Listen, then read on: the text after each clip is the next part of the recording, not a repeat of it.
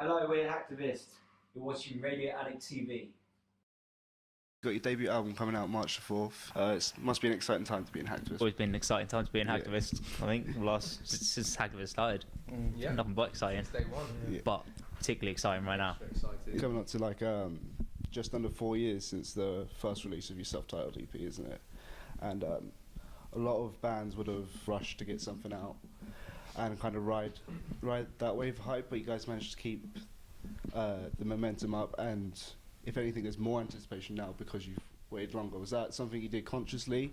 You wanted to work on it longer, or was it like just took a while to get out? It definitely wasn't very premeditated in that way. It was more the fact that we had less time to actually dedicate specifically to writing.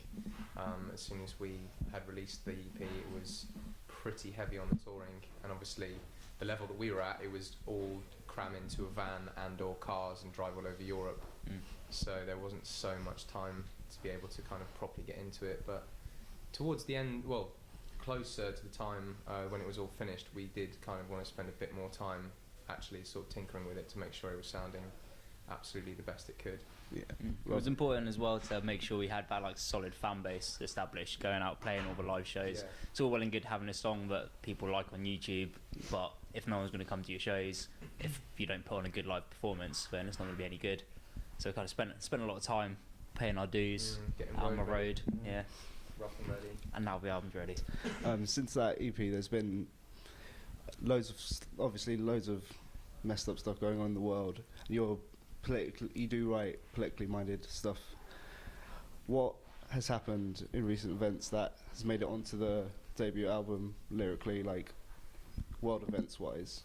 What's fucked up that's happened that you guys are complaining about now? Particularly political drum parts on there. Yeah, the drum parts Yeah. Cool right now. Yeah. I put in loads of ghost notes to say about how we're at like ghost warfare with other There's not enough nations. attention paid to the It's not impoverished. exactly. No. Ghost. I think there's been a couple of like natural disasters and shit that's happened lately. So like the track No Way Back kind of talks about those bits. Yeah. General war. General war. I think it's a bit more subtle. We're not going in attacking like very specific kind of like incidents and stuff, where we have done in the past on like Elevate, for example.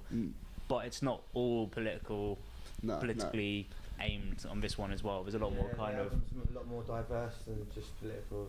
We've got a couple of different directions. I have noticed with like bands like you guys and Shikari, it's rather than being like, "Oh, you should vote this party shit, you shouldn't do this." It's more of pointing out shit anywhere it is, whether it be in the music scene or politics, kind of thing, rather than kind of being labelled as a political band. Encourage people to think for themselves and kind of see the bigger picture, rather than necessarily point it out and then say you should now do that. Rather than focusing on any. So just kind of keeping it broadly positive for one, rather than just being kind of more nihilistic, and then encouraging open-mindedness and just self-educating, really. Find things out for yourself. I would say whilst a lot of people would associate kind of that message with something along the lines of punk, I do see it more in hip-hop. And do your hip-hop influences kind of help put that message forward more clearly? I see your point. But, I mean, both of them are strongly all about the message. It's maybe somewhat controversial to say that hip hop is like not the new punk, because they've both been going for almost as long as each other. But hip hop is like that real reflection of people's lives and the things they go through, which isn't necessarily going to be a pretty picture. Hip hop's being a means for people to communicate like the hardships they've been through. I'm not saying that Milton Keynes has been the hardest streets to grow up on, but it's a good way to get an alternative message out. I mean, other, not necessarily hip hop acts, but like Rage Against the Machine, they have hip hop influences and still kind of are able to push through a message with their stuff more clearly because of it, I'd say, as with a more modern example like Straight From The Path, using that as well. I think sick actually, Straight From The Path. It's just what do you think it is about that kind of style of delivery that makes it easier to put more of your own point of view across, I guess, more of your own actual opinion? Because there's more, I'd say, I can hear more of your personality of Hacktivists themselves in your music than I can, say, in a straight up metal band. I can't really hear what they believe in as much, you know? Maybe part of it is that we don't take ourselves as seriously as a lot of metal bands, maybe.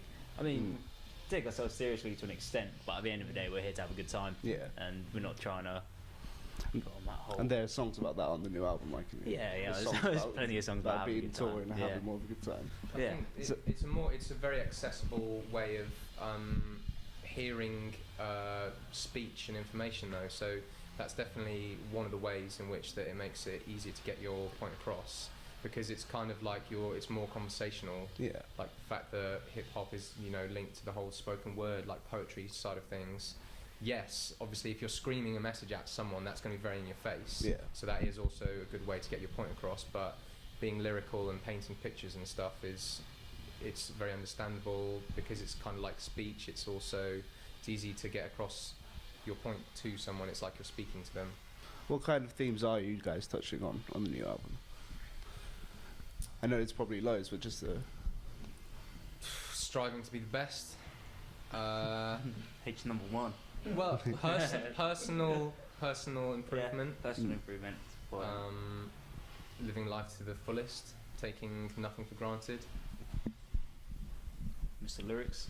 Life words. Life and death. Yeah. Yeah. There's some serious points as well as some fun points. Yeah, life and death, partying. That's a type of partying, isn't it? Yeah. Life and death. Yeah, party till death. Either you're going to live through it, or it's just that's the last party, isn't it? How are Hacktivist songs constructed? Because obviously with metal bands, they'd kind of have the track and then they'd think about the vocals in a lot of cases, and then hip hop acts might write the lyrics and then think, oh, I want this kind of beat to go with it. How does it happen with Hacktivist? Do you guys write some instrumentals and then you find your way around it, or? Well, it's when it starts, it's like Tim will just kind of make a little riff, and then me and Ben will kind of write to it, and then you guys will change your little bits on it as well. Like Rich will go through the drums and he'll change a couple of bits. Josh will have a little look at the bass, change some bits.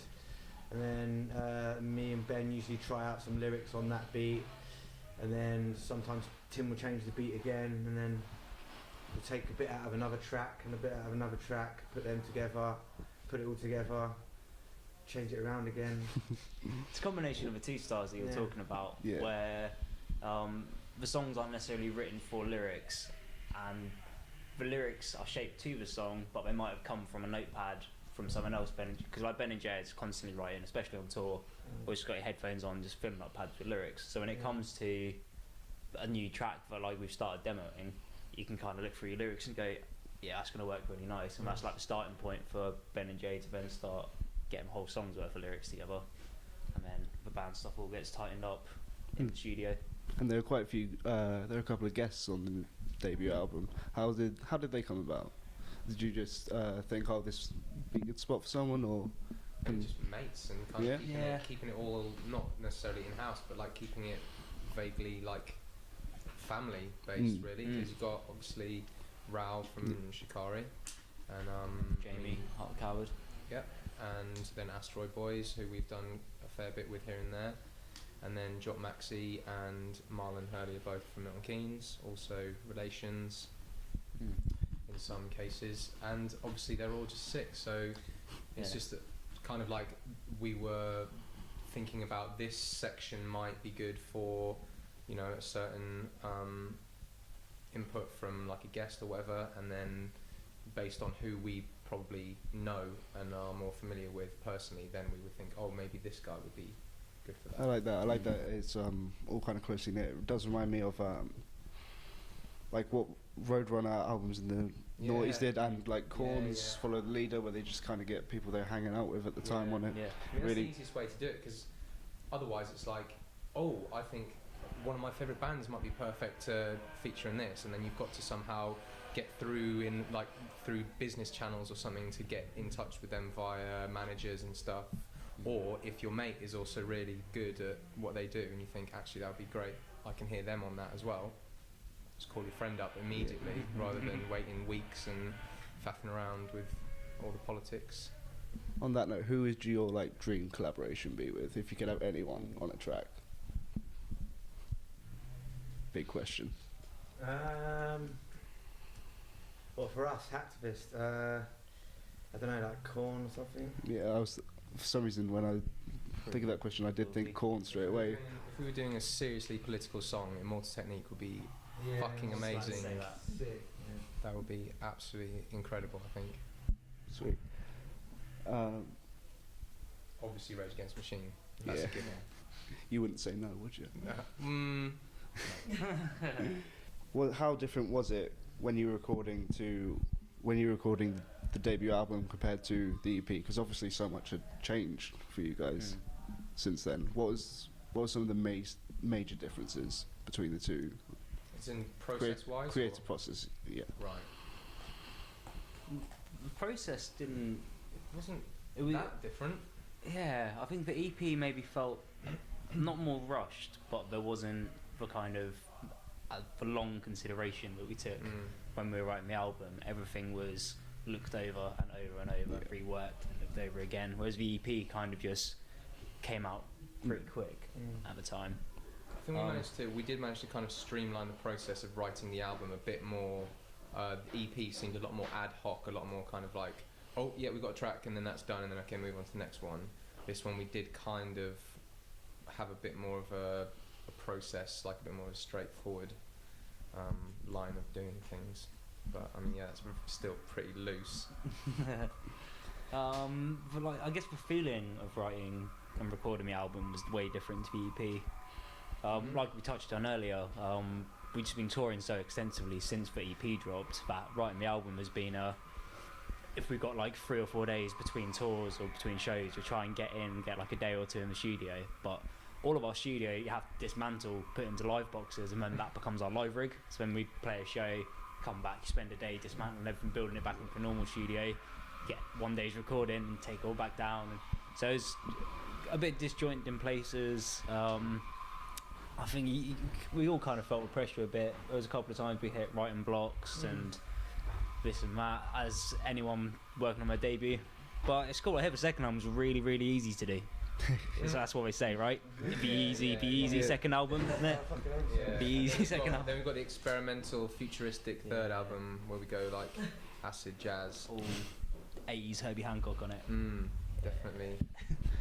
You were saying about the kind of dismantling everything, setting up in the studio. I found that interesting just because on record you are able to capture the same energy you have live. I think you're when I saw you 6, like almost tore the roof off the forum. Would you put that down to bit like having the same set, like dismantling and setting up again, or how are you able to kind of capture that energy that you have on record? Do you know, or is it just something that comes completely naturally? I don't know, like just do it. Tim's a very talented producer. We're lucky to have a guitarist that's a very capable guy that on our days off we can go over to his house and record in his spare bedroom and we get that kind of result from it. I don't know, I guess it's just pushing ourselves. I think it's definitely one of the elements though, because sound is definitely an important part of a performance for like the live side of things. And so if you go and see a band and they sound exactly like the record, then that's something you do notice. You don't often, I guess you wouldn't necessarily notice if you went and watched a band and it didn't sound exactly like it had on a CD, but that is something that's noticeable, I find, when you go and see a band and it sounds exactly like when you just had them on the car on the way to the gig or whatever. And so I think, maybe the fact that, that all the equipment is the same that is used to record as is to play, that's certainly got to have some effect on it. But then also the tracks are just rowdy, really. So when we're recording and sort of amping each other up right before pressing record or whatever, it's kind of the same as just going out and playing a show, really. So like the energy's kind of always there, whether we are recording it or whether we're playing it, and then the sound, I guess, is definitely helpful. Are there any like absolute curveballs on the debut album that we should expect? No, I think there's a couple. If you've not heard it yet, just gonna, I imagine probably be out by the time this interview goes out. So hopefully everyone will have bought a copy and had a listen to it. There's one track that you might not expect. Well, I don't know. There's a couple of tracks. Well, okay. I think for people that have only listened to us from the EP, people would be surprised. Like, there's a lot of new directions. We've pushed it in, explored different sounds, different ideas. Yeah. Obviously, first album, you only get one first album, of course. Would you say it's a good statement of what Hacktivist is? Is that what you went out for? Yeah, definitely. So it's a massive statement of where Hacktivist is now in 2016, as opposed to where we were in 2011. Not 16. We're not 16. Yeah, when the first one came out. Yeah. After this tour, what's next for Hacktivist? You're going to be destroying festivals? What are you going to get up to? That's the plan. I think we've conveniently planned the album to come out in time to kind of jump onto a decent festival season. Yeah. I think we've announced Slam Dunk, Heavy Fest, Complexity Fest, which is going to be like next week in Holland. Yep, we're playing 2Q Festival over in Derby. Yeah. And then there are a couple of little murmurs bits. More to be announced. And then just a lot more touring. Lots and lots of touring. Wicked. We're touring in May, supporting Issues in the UK and in Europe as well. So that's going to be sweet. With Asteroid Boys. With Asteroid Boys. With our buddies Asteroid Boys. On the album. So, pow all pow. rounds up nicely. Yeah. I bet touring with visuals will get you out to a lot of people that haven't heard you. Yeah. A little kind of lighter side. Last question is for a documentary I'm making, which is all about people's musical heroes. We're just asking artists who their main musical hero is. So, big question, I know, but who's your musical hero and why? Can we start with Jay? Not me. Musical hero. There's too many that I like. I don't know which one to say. I've got loads. Like, that's probably about 10 that I've got. But like Wiley. Eminem's pretty good. Hero wise. Is that I've got too many inspirations. Yellow Wolf, Ritz, Tech 9. How many do I have to give? More? How many heroes you want? Yeah. I would probably go with Flea. I think Flea from Red Hot Chili Peppers. He's one of the primary reasons I went for playing bass. I think because as a kid I got pushed towards Red Hot Chili Peppers, and I remember thinking, my guy is just incredible. Like the way that he plays, the style he plays, the sound he gets. It's cool. It just kind of redefines the role of a bass player in the band. He's not that quiet guy stood behind the drums. He's right up the front. He's been a big influence.